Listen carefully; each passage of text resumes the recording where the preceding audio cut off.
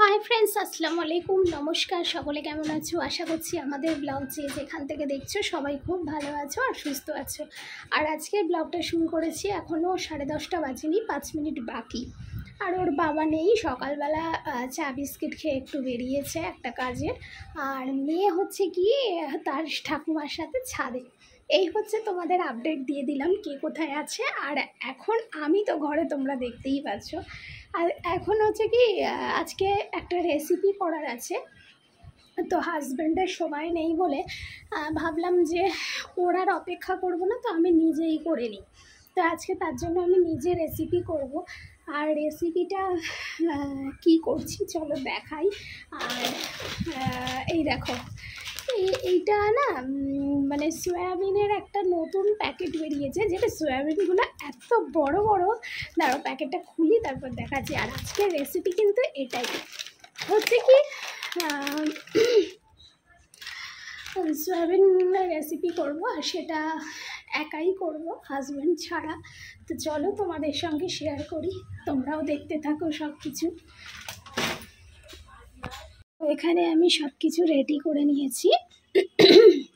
এই যে এখানে কিছু গোটা মশলা নিয়েছি, গরম মশলা, শুকনো লঙ্কা, তেজপাতা, জিরে, আর এখানে টমেটো, পেঁয়াজ, আদা রসুনও নিয়ে নিয়েছি। এই বড় এখন সয়াবিনটা কাটবো। তারপর আলুগুলো একটু বড় বড় করে কেটেছি, যেহেতু সয়াবিনগুলো বড় বড়। আর এখানে সসপ্যানে হচ্ছে গরম জল করব। আজকে যেহেতু বলছিলাম, আজকে যেহেতু আমি একা করছি, হয়তো অনেক কিছু তোমাদের সঙ্গে শেয়ার নাও করতে পারি, আবার হয়তো করতেও পারি। দেখা যাক, যেভাবে পারি তো করব। এখন আমি রেডি করে নিয়েছি, এখন চলে যাই, বেশি দেরি করব না, দেরি হয়ে যাবে সব দিক দিয়ে। আবার ডাল রান্না করতে হবে, ভাত অলরেডি করে নিয়েছি, ভাত হয়ে গেছে। আর চলো আসছি আবার। তো দেখো বন্ধুরা, এখানে পেঁয়াজ আর টমেটোকে ভালো করে লাল করে নিয়েছি। তার আগে এখানে কিছু গোটা গরম মশলা দিয়েছিলাম, যেমন হচ্ছে এলাচ, দারচিনি, লবঙ্গ, আর শুকনো লঙ্কা, তেজপাতা, আর একটু জিরে। দেওয়ার পর পেঁয়াজ আর টমেটোকে লাল করার পর এখন হচ্ছে একটু জল দিয়ে দিলাম, যাতে না মশলাটা ধরে যায়। আর দিয়ে দিলাম কয়েকটা কাঁচা লঙ্কা ছেঁড়া, আর দিয়ে দিলাম হলুদ গুঁড়ো। এবারে এখানে দিয়ে দিচ্ছি লঙ্কার গুঁড়ো, আর দিয়ে দেব এখানে হচ্ছে জিরের গুঁড়ো, আর দিয়ে দিচ্ছি ধনের গুঁড়ো। এগুলো সব 1 টিস্পুন করে দিয়ে দিয়েছি। আর এখন একটু সামান্য গোলমরিচের গুঁড়ো দিয়ে দিচ্ছি। তবে তোমাদের একটাই কথা বলতে পারি, যে এই রেসিপিটা তোমরা কিন্তু একবার ট্রাই করতে পারো। আর এখানে দিয়ে দিলাম দেখো কাশ্মীরি লঙ্কার গুঁড়ো।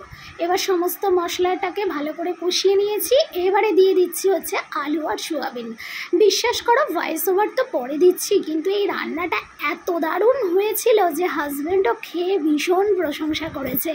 এই মানে মাছ, মাংস, ডিম কিছুই লাগবে না যদি একবার এইভাবে তোমরা সয়াবিনটাকে রান্না করে খেতে পারো। আমার তো ভীষণ ভালো লেগেছে, হাজব্যান্ডেরও ভালো লেগেছে, বাড়ির সকলেই কিন্তু ভীষণ পছন্দ করেছে। তোমাদেরও বলবো, যারা মাছ, মাংস, ডিম হয়তো সব দিন হয় না বা করো না, সেদিন কিন্তু এইভাবে সয়াবিনটা একবার রান্না করে দেখো, যেরকমভাবে আমি বললাম। আর হ্যাঁ, এখানে আলুটাকে আমি আগে ভেজে রেখেছিলাম, আর সয়াবিনটাকেও একটু গরম জলে মানে ভিজিয়ে রেখেছিলাম। তারপর একটু হাত দিয়ে চেপে তারপর একটু ভেজে নিয়েছিলাম। এই হচ্ছে আমার হাজব্যান্ড ছাড়া আমি নিজে রেসিপি করেছি। আর একটু দেরি হয়ে গেছে, কেন জানো তো? কারণ একা সেট আপ করতে, এগুলো করতে না প্রচণ্ড অসুবিধা হয়।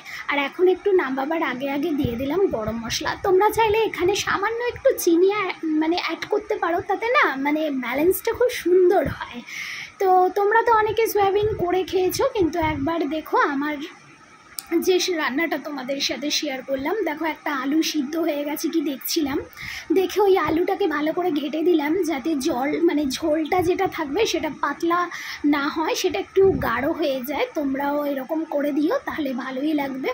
তবে এই যে এখন ভয়েস ওভার দিচ্ছি, তরকারিটা দেখে এখন যেন মনে হচ্ছে আরও একবার পেলে ভীষণ ভালো হয়।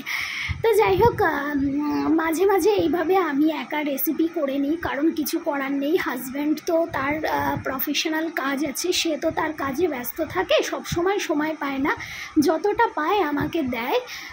তো এই বন্ধুরা, রেসিপি পুরো কমপ্লিট। চলো তোমাদের একটু দেখাই যে একা একা কেমন রেসিপি করেছি। তো দেখো, এই যে আচ্ছা, এইভাবে বুঝতে পারবে না, ব্যাক ক্যামেরা করি, দাঁড়াও। তো দেখো, এটাই হচ্ছে আমার রেসিপি। আমি একা একা যা পেরেছি তাই করেছি, তোমরা কমেন্টে জানিও। রেসিপিটা কেমন লাগলো অবশ্যই কিন্তু কমেন্ট করো। আর আমি একা যতটা পেরেছি মানে করে ফেলেছি। আর কমপ্লিট এখানে হচ্ছে ডাল বসিয়ে দিয়েছি, আর ভাত তো হয়ে গেছে তোমাদের বললাম। স্নান টান করে মেয়েকেও স্নান করিয়ে খাইয়ে দিয়েছি। আর স্নান করার আগে হচ্ছে ঘরটর সমস্ত কিছু মুছলাম, মানে রেসিপি কমপ্লিট করে রান্নাবান্না কমপ্লিট করে ঘর মুছে সবাই স্নান হলো, আমি মেয়ে, তারপর মেয়েকে খাওয়ালাম। এখন যাচ্ছি আমি আর আমার শাশুড়ি মা খেয়ে নেবো, কারণ আমার হাজব্যান্ড আসতে দেরি হবে, ও যে কাজে বেরিয়েছে সেখানে একটু লেট হবে। তো চলো আবার পরে আসছি। দেখো আজকে একটু বিকালবেলা বাইরের দিকে গেছিলাম, প্রতিদিন ছাদে যাই মেয়েকে নিয়ে, কিন্তু আজকে একটু বাইরে গেছিলাম। এই যে মেয়ে এসে ড্রেস চেঞ্জ করে দিলাম, আর আমি ড্রেসটা খুলিনি, কারণ আমি যেহেতু দোকানে যাব সেহেতু এখন ড্রেস চেঞ্জ করলাম না। তো এখন মেয়েকে খাওয়াবো আর তারপরে যাব দোকানে। বাবা গেছে এখন চায়ের দোকানে, এখনও ফেরেনি। দেখো এখন ঘড়িতে বাজে 9:30, আর এই যে চিপস খেতে বসেছে। ও ছিল বাইরে আর আমি দোকান থেকে ফিরছি, তো দেখি না বাইরে আমার এক কাকি শাশুড়ির দোকানের কাছে দাঁড়িয়ে আছে। তোকে কি করে আনবো ভুলিয়ে ভালিয়ে, তাই তোমার এই চিপসটা দিয়ে বললাম চল চিপস খাবি চ, আর আমি ঘরে যাব। তো এই যে চিপস নিয়ে রাত্রি 9:30টার সময় বসেছে। এই এবারে পড়া করবে তো? হ্যাঁ মা, লিজার্ড ওগুলো পড়বে তো এবারে? বলো ইয়েস, বলো হ্যাঁ, বলো বলো হ্যাঁ একটু পড়বো, বলো বলবে তো, মানে এত বদমাশ।